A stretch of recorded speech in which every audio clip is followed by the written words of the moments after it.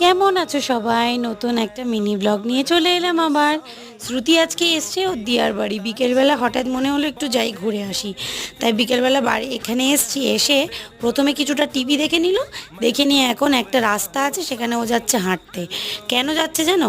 তার কারণ ওখানেও কিছু জিনিস দেখতে যায়।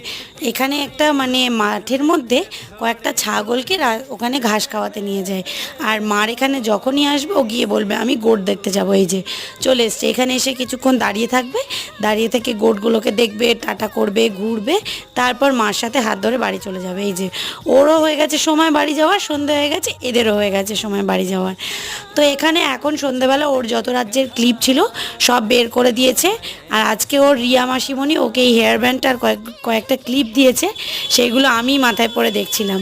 আর এখন কি সুন্দর পুজোর প্যান্ডেলে আলো জ্বলে গেছে দেখো। দেখা হচ্ছে অন্য ব্লগে, আজকে তাহলে আসি।